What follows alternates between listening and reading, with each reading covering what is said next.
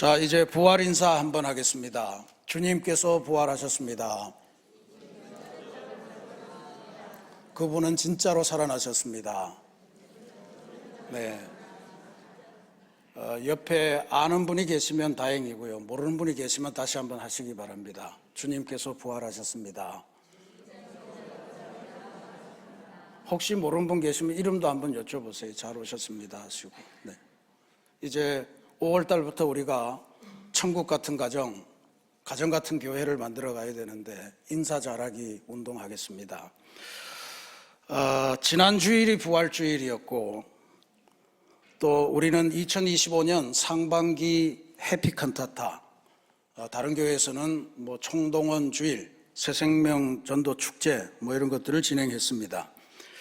사순절부터 시작해서 부활주일까지 우리 성도들이 마음속에 품고 제출한 마품이들이 325명이었습니다. 그 중에서 20여 분이 함께 교회로 찾아오셨습니다. 요즘 같은 시대에 적지 않은 놀라운 성과라, 열매라 좀 그렇게 자평합니다. 근데 부활절은 하루로 끝나지 않습니다. 부활절 다음 절기가 오순절인데 부활절부터 딱 49일이 지난 그 다음 주일입니다. 그래서 우리는 부활절기를 부활절 하루로 지키면 안 됩니다. 부활절은 6주나 계속되는 그러한 절기다 이렇게 생각하시고, 부활절에 하지 못하셨던 부활의 감동에 대한 감사, 또 사순절 동안에 먹었던 마음의 결심, 또 마품이들을 주님께로 인도하는 이 일, 이건 계속해서 진행돼야 될 일이고 아주 소중한 부활절 실천 과제다라고 하는 것을 기억하시고 더 열심히 사랑하시고 더 열심히 초대하시고 더 열심히 관심을 가지시고 초대해 주시기를 간절히 부탁드립니다. 부활하신 주님께서도 부활절을 그렇게 보내셨습니다. 그냥 단 하루 딱 나타나셔서 나 부활했으니까 너희들 알아서 살아라 하지 않으셨습니다. 부활하신 예수님께서는 아주 바쁘게 40여일 동안을 그동안에 주님의 죽음으로 말미암아 절망하고 포기하고자 하는 제자들을 찾아다니시면서 깊은 사랑으로 신방하시고 다시 일으켜 세우셨습니다. 그러니 이 부활절기를 우리도 주님처럼 그렇게 보내야 할 줄로 믿습니다. 실제로 오늘 교동문에서 읽어보셨지만 부활하신 주님은 여러 사람에게 나타나셨습니다. 제가 성경으로 다시 정리하면 어둠 속 무덤 앞에서 울면서 슬퍼하던 막달라 마리아를 비롯한 여인들에게 주님께서 나타나셔서 위로하셨습니다. 주님과 함께 꾸던 꿈이 좌절되고 그래서 절망하는 심정으로 고향을 향해 낙향하던 엠마오로 가던 두 제자에게 나타나셔서 다시 그들의 삶의 방향을 예루살렘으로 돌려주셨습니다. 탄압이 두려워서 문을 걸어 잠근 제자들에게는 갑자기 나타나셔서 평안하냐, 평안이 너희와 함께 할지어다 하시면서 새로운 확신과 힘을 불어넣어 주셨습니다. 그리고 믿을 수 없다며 고개를 가로저었던 도마에게까지 예수님은 나타나셔서 새로운 확신을 부여해 주셨습니다. 이렇게 모든 사람의 아픔과 불안에 그 한복판을 들어오셔서 그 모든 불안을 헤아리시며 다가가셔서 그 불안한 마음을 씻어주셨습니다. 때로는 부드러운 음성으로, 때로는 손에 못자국, 허리에 창자국을 보여주시며 또 때로는 함께 떡을 떼며 말씀도 풀어주시고 또 고기 잡는 이들에게는 생선을 구워서 먹이시며 내 양을 먹이라 하는 사명을 부여해 주셨습니다. 부활하신 주님께서는 누구 하나 책망하지 않으시고 기다리시고 동행하시고 손을 내밀어 초대하시는 방식으로 쓰러진 제자들을 다시 일으켜 세우시고 새 길을 걸어가도록 하셨습니다. 그 여정의 한복판에 오늘 우리가 본문에서 만나는 도마가 있습니다. 회의, 의심이 가득 차 있던 그를 향해서 예수님께서는 8일 만에 다시 나타나셔서 그에게 이런 말씀을 던지셨습니다. 내 손가락을 이리 내밀어 내 손, 즉 손의 못자국을 보고 내 손을 내밀어 내 옆구리에 넣어보라. 우리는 주님의 말씀처럼 보지 않고도 믿을 수 있는 믿음이 있으면 참 좋겠습니다만, 오늘 우리는 본래야 볼 방법이 없어서 그렇게 성경을 보고 믿습니다만, 내면으로 따지면 우리도 도마처럼 주님의 그 상처를 보고 주님의 그 상처를 만지기 전까지는 믿을 수 없을 것 같은 그러한 연약한 믿음을 가지고 오늘 이 자리에 와 있는지도 모르겠습니다.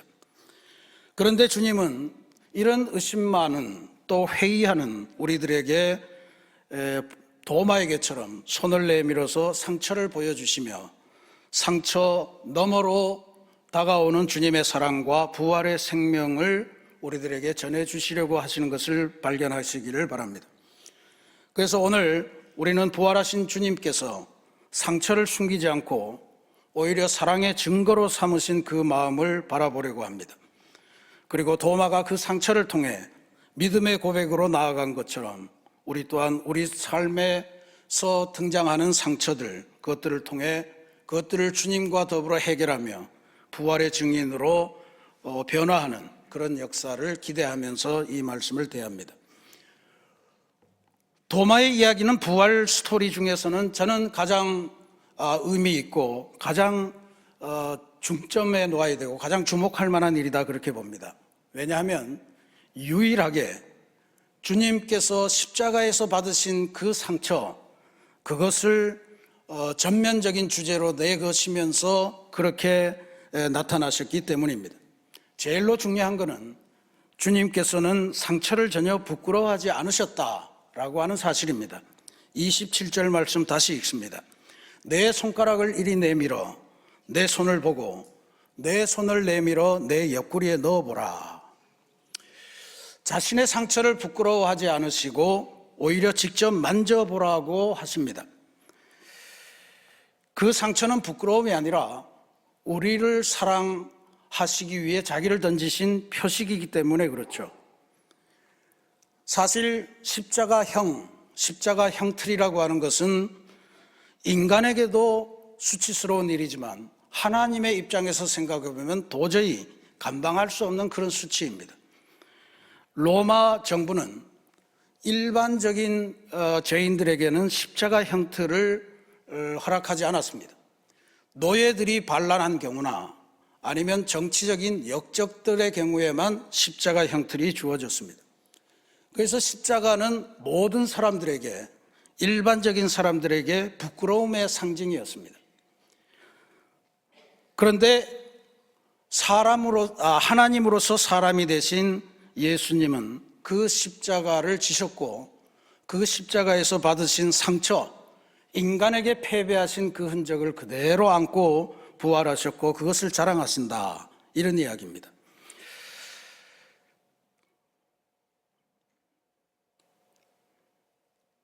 오늘 우리 현대인들은 살아가면서 진짜로 두려워하는 것이 상처입니다. 우리들의 인간관계가 뭔가 삐걱거릴 때 가장 많이 우리가 사용하는 표현이 나 상처받았어. 그 이야기는 뭐냐 하면 앞으로는 관계 안 할 거야, 앞으로는 여기 안 나와, 뭐 이런 이야기를 대표하는 그런 말입니다. 신기한 거는 상처의 내용이 뭔지, 상처가 왜 등장했는지 하는 거는 묻지 않습니다. 내 잘못인지 상대방이 못돼서 그런지 그런 건 따지지 않고 그냥 받은 상처에 분노합니다. 상처에 반응하는 방식도 아주 극단적입니다. 어떤 이는 상처를 받으면 그 상처를 자기가 용납하지 못하고 그걸 어떻게 해서든 나에게 상처 준 사람 아니면 내 주변에 있는 어떤 이에게 그걸 그냥 옮겨주려고 아주 극도로 분노하면서 그렇게 처신하는 분들도 있습니다. 또 한편으로는 살아가면서 결국은 내가 살아가는 삶의 결과가 결국 이거밖에 안 되나? 나는 이런 사람인가? 이러면서 자책하면서 자기 내면으로 그 상처를 삭히고 그러면서 화병을 키우는 경우도 있습니다. 그러다가 암도 걸리고 그러죠. 모두 남이 다 그렇게 나오는 건 아니지만 어쨌든 상처를 속으로 삭히면서 얻게 되는 중요한 결과 중에 하나는 암입니다. 근데 이게 분노를 하든 아니면 자기 내면으로 삭히든 어떤 경우든 상처에 대한 올바른 대응이 아닙니다.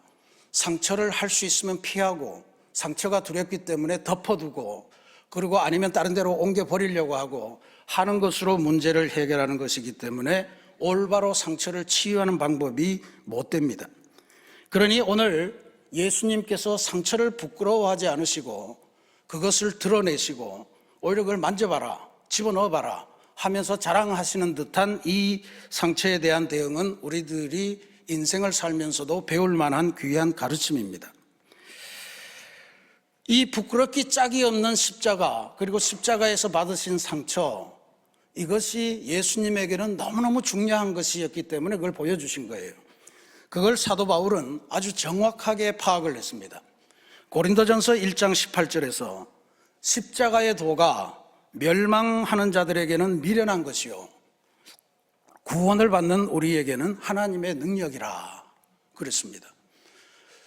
그냥 일반적인 상식으로 생각하면 십자가는 미련한 것이고 부끄러운 것인데 하나님을 믿고 구원을 얻은 우리는 그 십자가 때문에 하나님의 능력을 내 몸에 안게 된다. 통로다. 이렇게 이제 고백한 거예요. 이제 굉장히 소중한 깨달음입니다.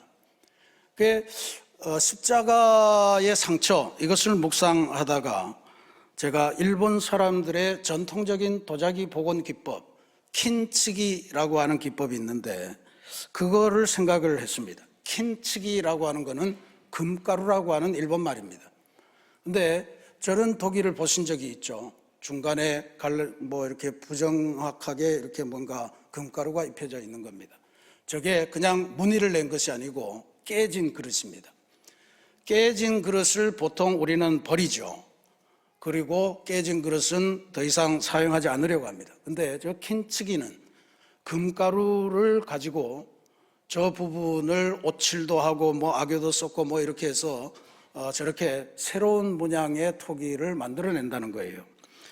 상처가 아프고 또 그릇을 깨뜨려 버리긴 했지만 다시 한번 저 그릇에 새로운 붓칠을 하면서 새로운 것을 입히면서 연결해서 복원하는데 단순한 복원이 아니라 저것은 완전히 새로운 예술 작품이 되는 것입니다. 그래서 그냥 토기보다도 오히려 저런 킨츠기 도자기가 더 값 있게 팔리는 그런 경우도 있다고 합니다.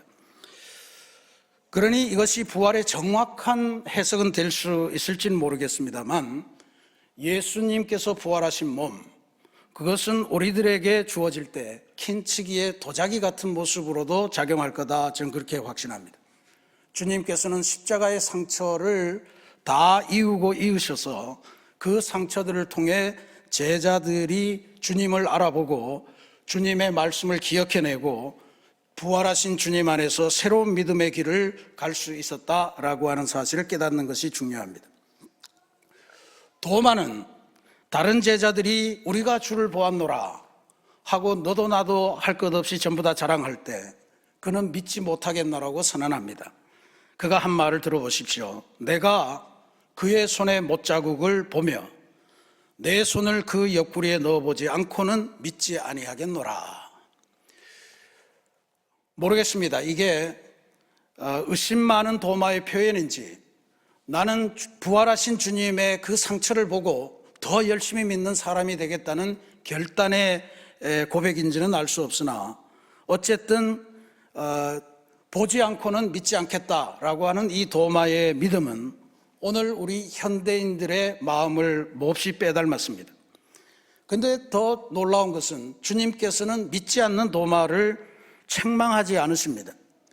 오히려 8일 동안이나 기다리셨다가 그에게 다시 나타나셔서 그가 요구했던 그대로 응답해 주십니다. 너 이리 가까이 와서 내 손의 못자국을 보고 내 허리에 창자국에 네 손을 한번 넣어봐라 하는 말씀을 들려주시는 거예요. 예수님의 섬세한 사랑을 보여줍니다. 우리들의 불신하는 마음, 의심하는 마음, 이런 마음들을 그것까지도 품어주시면서 어떻게든 새로운 존재로 변화시키기 위해서 노력을 하시는 분, 그분이 바로 부활하신 예수님이시다. 도마가 상처를 만졌을까 안 만졌을까 하는 그런 논란거리입니다. 17세기에 이탈리아의 유명한 화가 카라바지오라고 하는 사람은 의심하는 도마라고 하는 제목의 이 유명한 그림을 그리면서 도마가 주님의 옆구리의 상처에 손가락을 넣는 것처럼 그렇게 묘사를 했습니다만 성경을 아무리 봐도 그런 구절은 나오지 않습니다. 다만 주님께서 도마에게 보고 만져보고 손가락 넣어보고 라고 하라는 그 초대의 말씀을 듣자마자 곧바로 도마의 고백이 바뀝니다. 나의 주님이시요 나의 하나님이시니이다 라고 하는 고백을 드리면서 변화된 삶을 살아갑니다. 저는 이게 요한복음을 포함해서 모든 복음서를 통해서 부활하신 주님을 만나는 가장 극적인, 가장 감동적인 장면이다, 저는 그렇게 믿고 있습니다.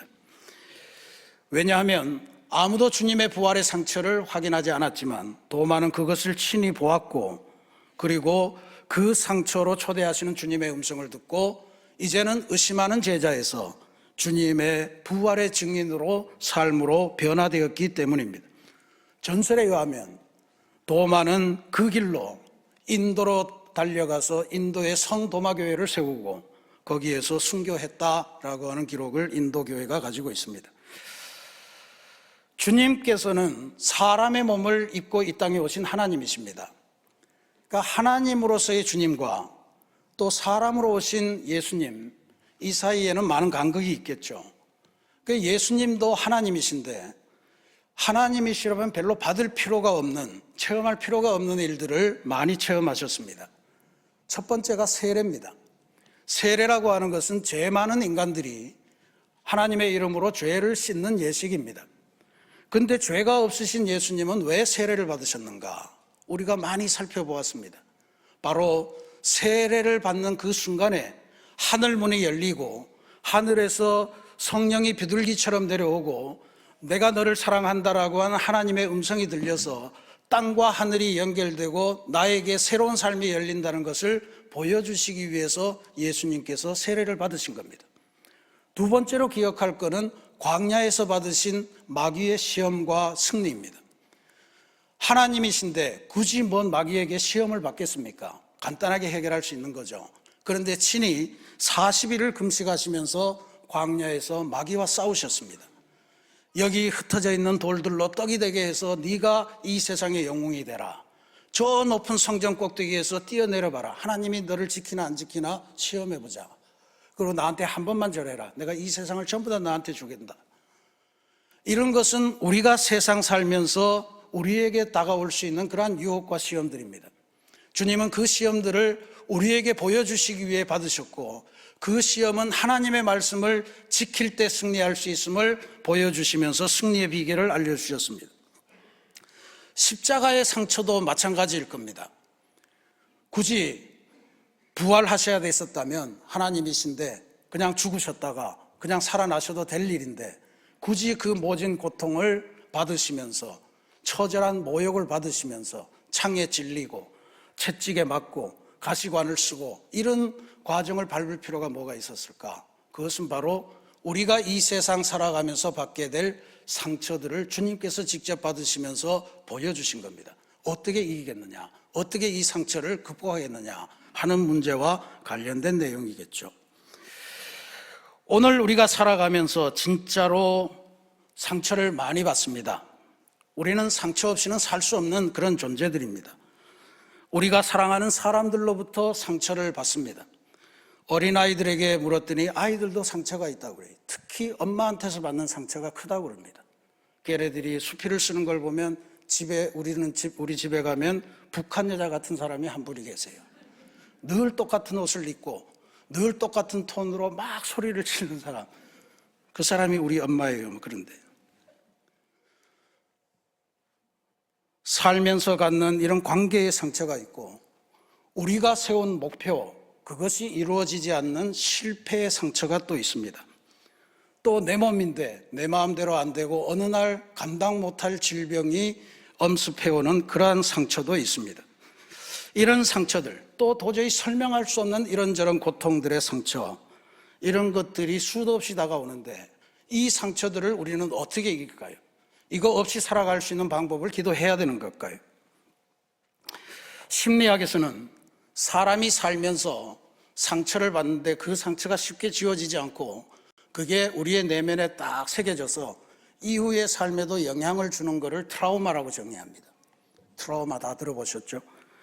근데 이 트라우마가 사람마다 다 있는데 각각 종류가 다른 트라우마들이 다 있을 거예요. 교통사고 당한 사람들은 옆에 누가 다가만 와도 겁내고 뭐 이러죠.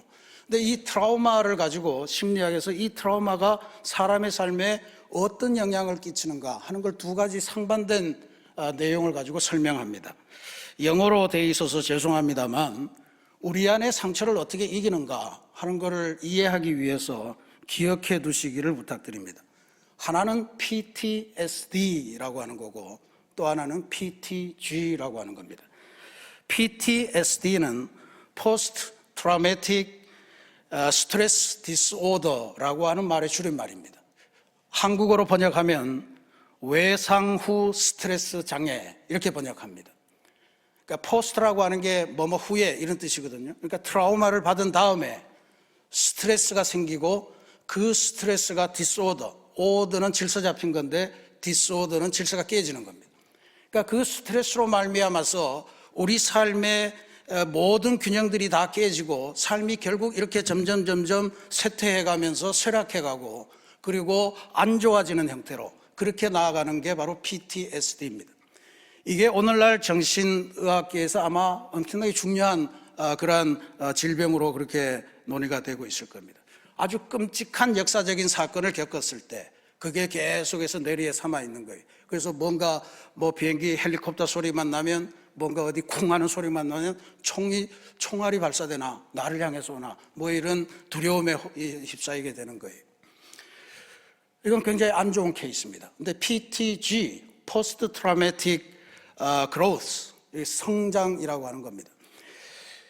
트라우마 뒤에 스트레스로 디스오더 되는 그런 방향으로가 아니고 오히려 성장이 오는 경우도 있다라고 하는 것의 줄임말이에요.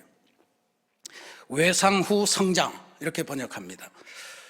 상처는 누구나 받고 그게 트라우마로 우리 내면에 새겨지는 것은 누구나 똑같습니다. 사람마다 다 종류는 다르지만 일종의 공포감이 다 있습니다.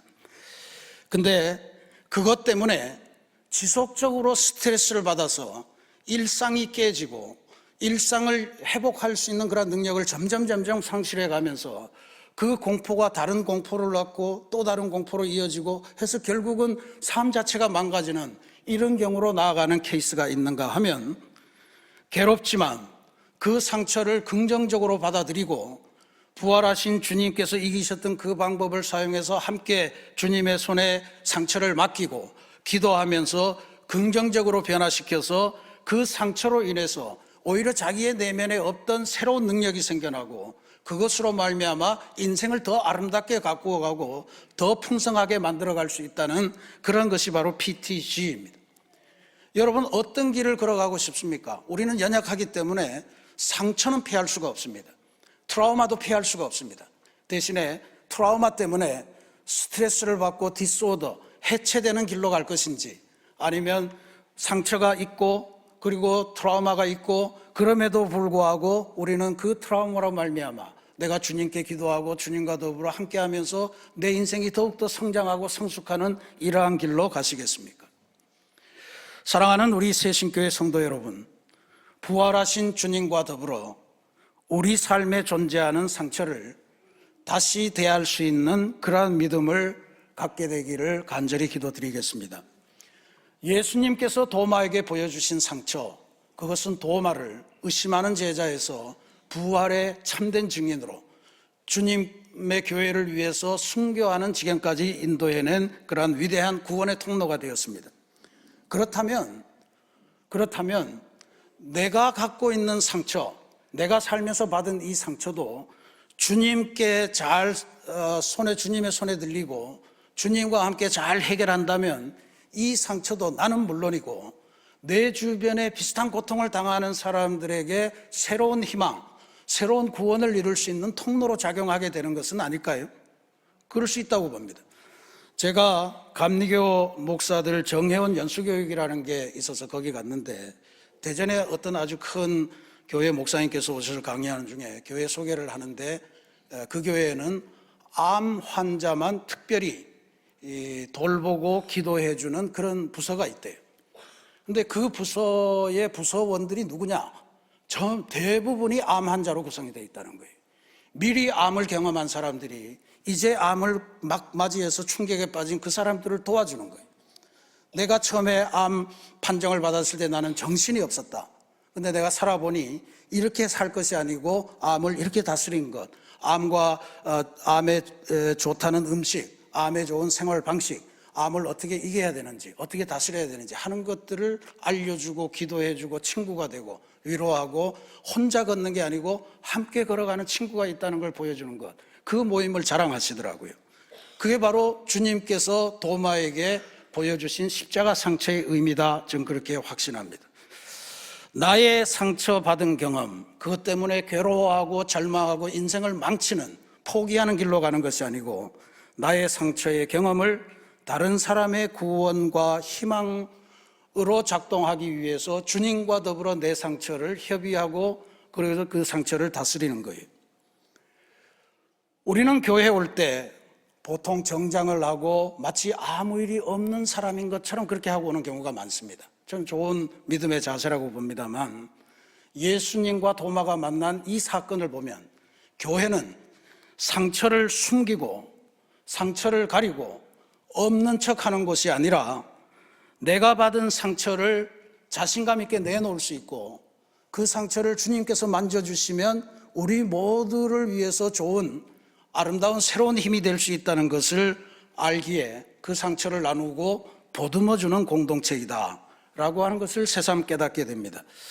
나아가서 우리는 주님에게 우리의 상처를 내놓고 치유받고 이 상처 치유받은 경험을 우리들 주변에 있는 세상 사람들에게 전해줄 수 있는 그러한 부활의 증인이 되어야 할 줄로 믿습니다.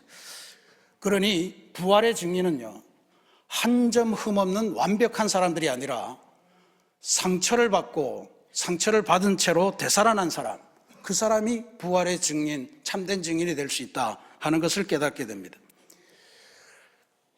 이 세상에 우리가 살아가다 보면 정말로 상처들이 많습니다.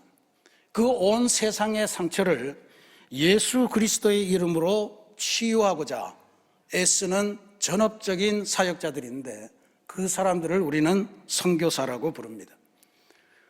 우리 교회에도 10개국에 19분의 선교사를 파송하고 우리 주일 예배 때마다 그분들을 위해서 모든 기도자가 기도합니다. 근데 참 신기한 거는요, 그분들이 해외에 계실 때는 열심히 기도하는데 그분이 국내로 들어오시면 아는 척을 안 해요. 인사를 안 해요. 뭔가 부담스러운 게 있는 것 같아요. 근데 진짜로 이분들은 세계의 상처를 치유하기 위해서 힘을 쓰다가 자기 스스로도 상처받는 사람들입니다. 우리가 예수님을 필두로 전부 다 상처 입은 치유자라, 치유를 하는데 치유하기 위해서 내가 상처를 받지 않을 수 없는 거예요. 선교사들이 다 그렇습니다. 일반 목회자들이 다 그렇겠지만, 그러면 이분들의 상처는 누가 치유하나요? 이분들 스스로 알아서 해야 됩니까? 어쩌다가 들어온 고국에서 성도들의 위로의 인사를 듣고 성도들이 잡아주는 따스한 손을 만지며 그들과 더불어서 비전을 나눌 때 그분들의 상처는 깨끗하게 치유되고 오히려 상처가 힘이 되어서 더 큰 사명을 감당하게 될 줄로 믿습니다.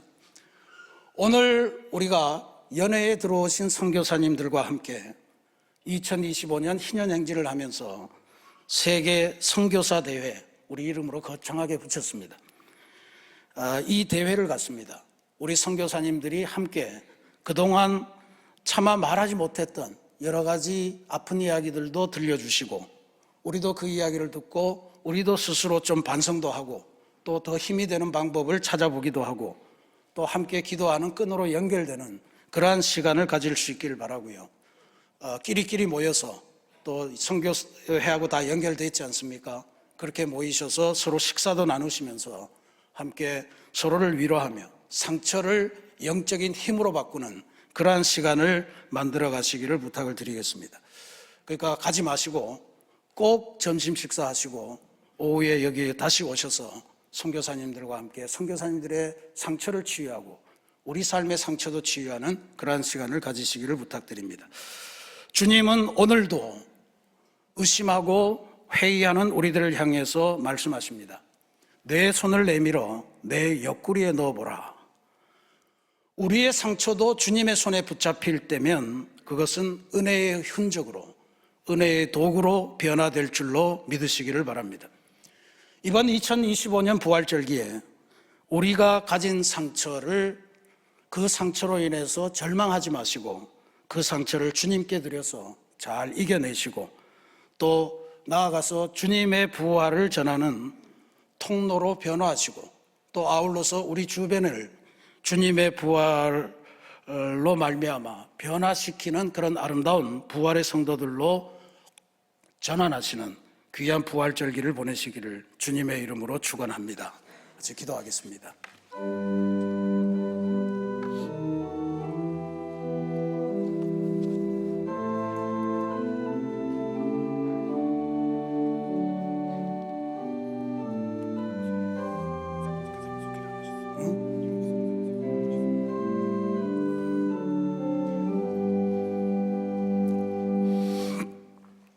사랑과 은혜가 풍성하신 하나님, 오늘 우리가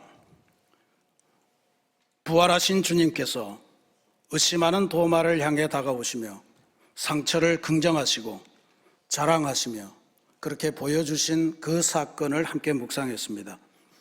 주님도 부끄러운 일이셨을 텐데 그것을 가리지 않으시고 내놓으셨듯 오늘 우리가 살아가는 삶에도 수많은 상처가 없을 수 없는데 우리도 그 상처를 가리고 숨기고 피하려고만 하지 말고 부활하신 주님에게 맡겨 상처를 이기고 그 상처를 바탕으로 새로운 영적인 힘을 얻는 귀한 역사를 누리는 새로운 부활의 증인 되게 인도하여 주옵소서. 예수님의 이름으로 기도합니다. 아멘.